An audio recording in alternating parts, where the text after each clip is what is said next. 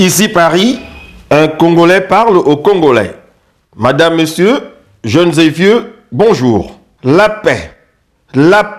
Dans ses discours, dans ses communications, Sassou ne parle que de la paix, qui a, gicle-t-il, été chèrement acquise. Chers compatriotes, si Sassou est réellement l'homme de paix qu'il prétend être, moi, je suis donc le 13e apôtre. Et je dis, en vérité, lorsque nous observons les faits et gestes répétitifs du sieur Sassou depuis le 31 juillet 1968, date à laquelle il est devenu un homme du pouvoir et au pouvoir, tous les événements qui ont secoué le Congo se sont déroulés dans la brutalité, se sont terminés dans un bain de sang. En effet, avant que le sous-lieutenant Denis Sassou ne devienne un homme important, du fait de l'oligarchie bureaucratique militaro-tribaliste au Bumitri, les principales crises au Congo se sont terminées sans trop de casse.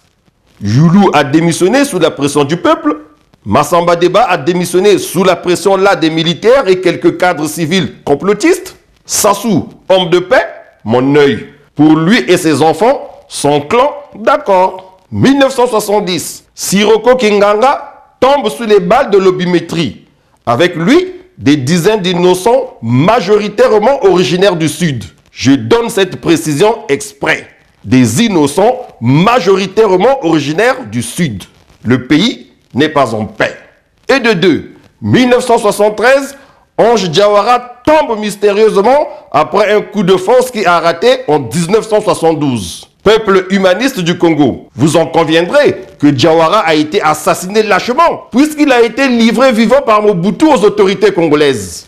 Quelqu'un me souffle que le président Gouabi aurait piqué une colère lorsqu'il a appris plus tard que son colis n'était plus en bon état. C'est qui finalement qui a organisé la tuerie? Le pays n'est pas en paix. 18 mars 1977. Stupeur.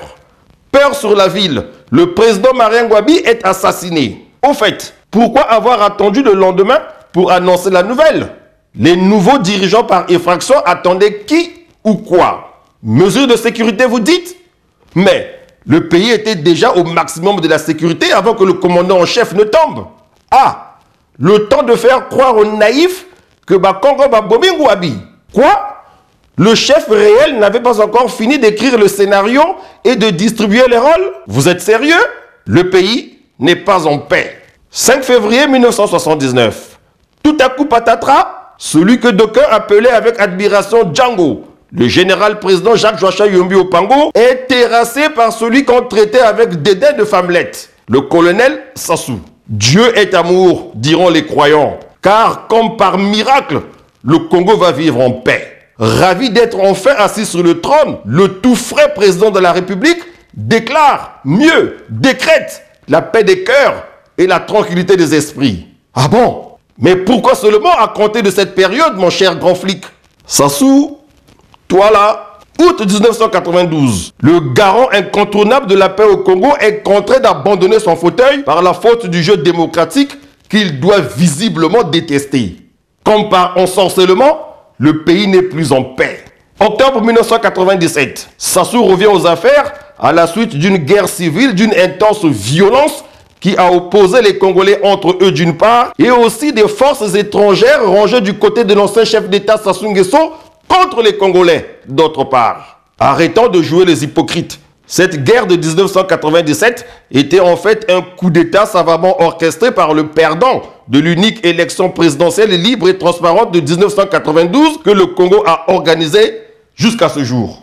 Surprise surprenante, le pays renoue avec la paix des cœurs et la tranquillité des esprits. Le Jésus noir de la Lima assure et rassure, le pays est en paix. Surtout, depuis qu'il a réussi à se faire confectionner une constitution taillée sur mesure en 2002. Haut Kolela, Haut Tister Chikaya, Haut Lissouba, Haut tous les gêneurs. Seul Sassou a droit à tout. Il est l'éternel, comme on aime à dire dans son clan. 2015, nous voici. Se sentant menacé par le peuple congolais civilisé, qui ne veut pas d'un référendum illégal truqué d'avance, ni du changement de la constitution du 20 janvier 2002, encore moins d'un troisième mandat, le champion toute catégorie de la paix que le monde entier nous envie, Denis Sassou Nguesso serait prêt à revêtir sa tenue de général d'armée pour massacrer les Congolais qui n'obéiront pas à sa volonté divine de diriger le Congo jusqu'à sa mort naturelle. Peuple congolais, tout commence ce 20 octobre 2015. Sassou doit partir. Il doit s'en aller. Sassou doit dégager. Il n'avait qu'à ne pas faire le bandit en voulant tripatouiller la constitution qui a garanti la paix au Congo pendant 13 ans. Tosami Beko. Lorsque la constitution est violée, les démocrates ne doivent pas l'accepter.